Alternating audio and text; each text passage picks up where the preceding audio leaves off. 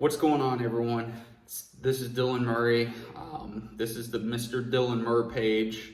I've kind of done YouTube in the past, but not really to an extent where it's ever been something I've stuck with. Maybe made a couple videos here and there, posted it, didn't really get much attention, but I'm just making this video kind of like for myself, posting it. Maybe I help somebody else out in the future, or even some good stuff to listen to. But today I want to talk about what it's like being in the military during the coronavirus. You know, this is something that's affecting all of us, and I'm going to talk a little bit about how it's affected me personally and how it's affected other people I know that I'm serving with currently. So to get started, a little bit about my situation. I am in the United States Army. I've been serving for about 8 years, a little over 8. Currently stationed in Naples, Italy, believe it or not. So definitely when the coronavirus broke out, it affected northern Italy more. Naples, Italy is kind of in the south. We're below Rome, but we definitely felt the effects of that. So when it first started, I remember it was the end of January, beginning of February, and we were just kind of all going about our business. And we heard that the coronavirus was kind of breaking out a little bit. We were kind of getting worried about it. And with a lot of discussion was going on about what to do and how this could affect us and how could it affect Europe. Definitely with being in a NATO unit, you know, we talk a lot about how certain situations can affect NATO, Europe as a whole. That's kind of what our purpose is to look at Europe as a whole.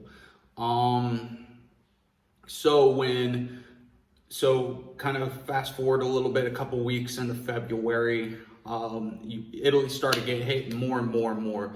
Lockdown procedures started to happen in northern Italy.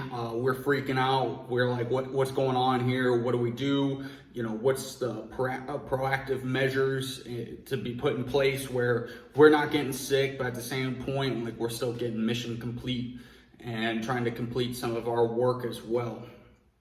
So end of February comes, and I remember at that point, you know, pretty much everywhere up north of Rome, which is only about a 45-minute train ride, 2-hour drive from where we're at, you know, was pretty much a no-go zone. You know, we can't go past Rome.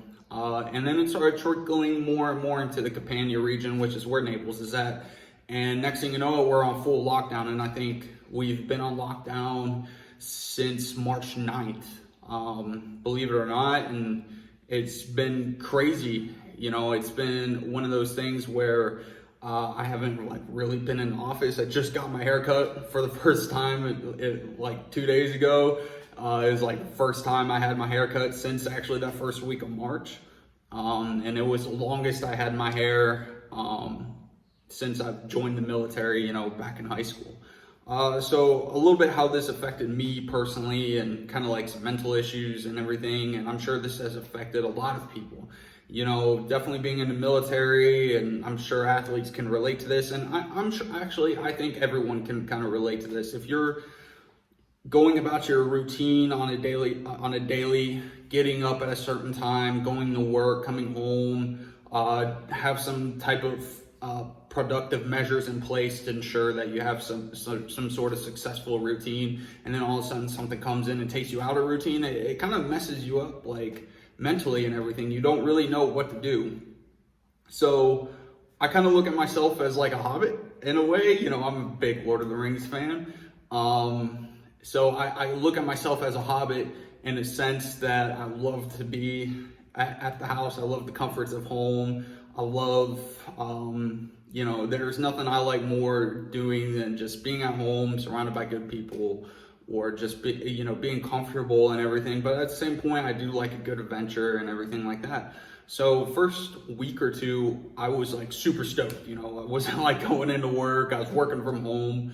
And then like reality set in, like, holy crap, I haven't like really got out of my house but like once or twice to go grocery shopping. And even then it was hurry up, get my food, get what I needed, and get home, because I was terrified of getting it. You know, I didn't really know like what the the chances were, and little was known about the coronavirus at that point.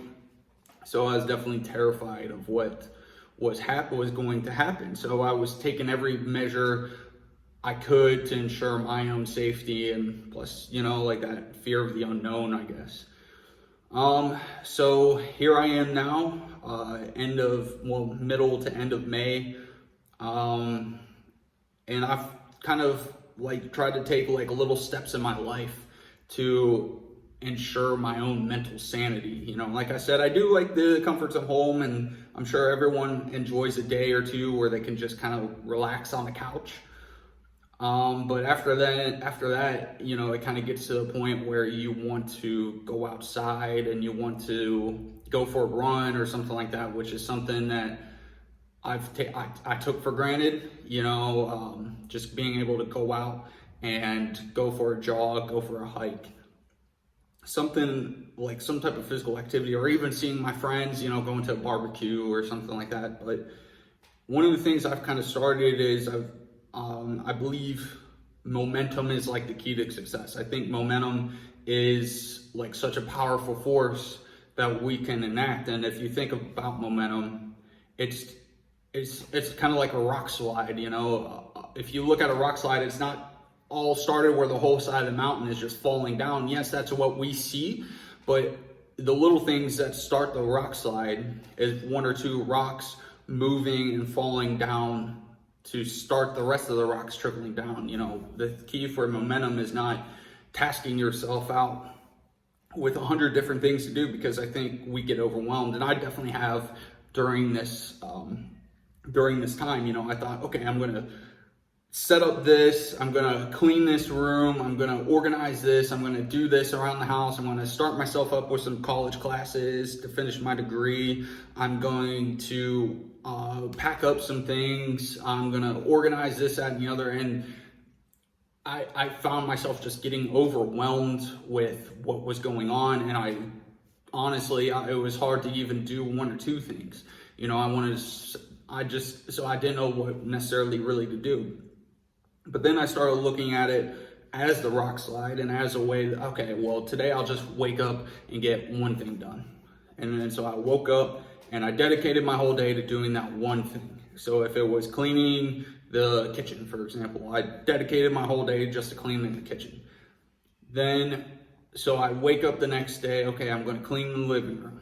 I clean the living room. Then it got to the point where it's okay, I can clean the living room, still have a little bit of time, still have some time, I'll organize this. So I was doing one or two more things, and I realized that, hey, if I just dedicate myself, put my mind to it, then I'm able to just complete more and more and more. And so that's kind of how I've been kind of handling the situation. I've also been trying to find some habits to just keep my mind busy. I think your mind can be an amazing place, and it's definitely a powerful tool, but it also could be super, super dangerous.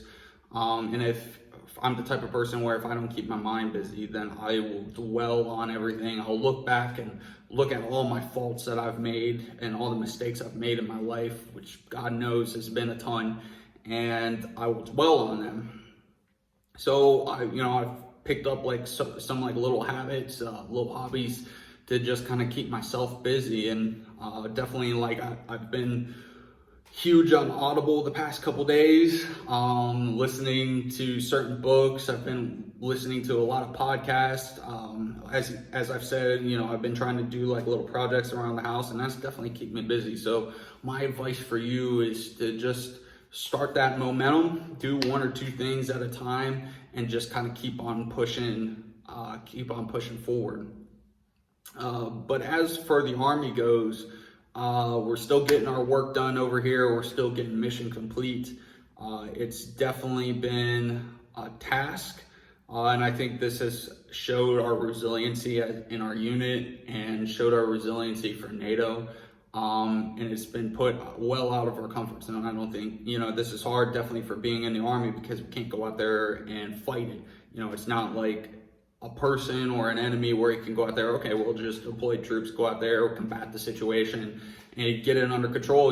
This is something that we can't really do.